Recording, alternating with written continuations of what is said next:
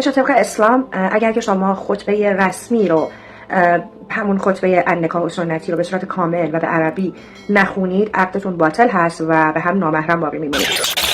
خطبه عقد چیزی هست که قبل عقد خونده میشه و مستحبه و اصلا خوندنش لازم نیست و فرقی نداره به عربی خوانده بشه، به فارسی یا هر زبان دیگه، چون اصلا در ایجاد زوجیت و محرمیت بین زن و مرد هیچ تأثیری نداره.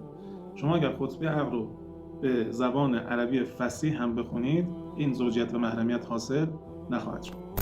چیزی که باعث ایجاد زوجیت و محرمیت بین زن و مرد میشه صیغه عقده و صیغه عقد این النکاح سنتی و اینا که این خانم میگه نیست، چیز دیگه ایه و زمانی واجب هست به عربی خوانده بشه که زن و مرد بتونن به عربی صحیح این صیغه رو بخونن یا حداقل وکیلی بگیرن که بتونه به عربی صحیح این صیغه رو براشون جاری بکنه. در غیر این صورت به هر زبانی صیغه عقد رو بخونن صحیحه و محرمیت حاصل میشه، اما یه شرط داره، به شرطی که کلماتی که در این صیغه استفاده میکنن دلالت قطعی بر اون قصدشون که ازدواج هست و ایجاد زوجیت هست داشته باشه. این نه تنها نظر علمای شیعه است بلکه اهل سنت هم نظرشون بر این هست و حتی علمای مثل ابو حنیفه مثل شافعی گفتن که اصلا در صیغه عقد زبان شرط نیست، ملاک نیست، بلکه ملاک رضایت طرفین با اون مقصودشون که ازدواج هست، این ملاکه و اصلا اینجا به هر زبانی صیغه رو بخونن درسته. بریم ادامه. سوال اینجاست قبل از اینکه پیغمبر به رسالت مبعوث بشن قبل از 40 سالگی خب چندین و چند تا همسر و سیغه‌ای و معشوقه و در واقع برده جنسی و کنیز داشتن که با همشون هم رابطه جنسی داشتن، سیرمونی هم نداشتن.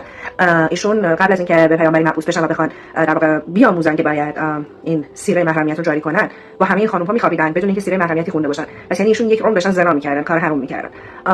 بعد باور داری به همچین پیغمبری و همچین دینی و همچین خدایی؟ خب خاک تو سرتون. من 2 تا توصیه برای این خانم دارم، بلکه این کلیپو براش بفرستید و انجامش بده. یا برون ساقی که ازش جنس میگیری رو عوض کن، چون اگه مواد خوب بهت میداد نمیومد اینجوری چرت و پرت بگی. پیامبر قبل بعثت صیغه‌ای داشته، اصلا اسلامی وجود داشته که صیغه عقد دائم یا موقتی هم باشه و پیامبر بره صیغه کنه؟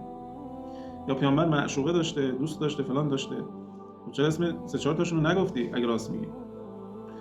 یا اگر اون ساقی حلال خور و مواد خوب بهت میده بلا فاصله بعد از مصرف مواد نیا و نشین و کلیپ نگیر چون ضایع میشی. چون اگر این گوشی رو برمی‌داشتی و یه سرچ کوچیک می‌کردی میفهمیدی که به گواهی تاریخ پیامبر اکرم تا 25 سالگی با هیچ زنی ارتباط نداشته. 25 سالگی یعنی 15 سال قبل بعثتشون. با حضرت خدیجه سلام الله علیها که ازدواج میکنن تا زمانی که حضرت خدیجه زنده بود با هیچ زن دیگه ازدواج نکرد، یعنی تا 10 سال بعد بعثت، یعنی سن 50 سالگی. واقعا روت میشه برین حرفا رو بزنی؟ بعد خاک تو سر ما.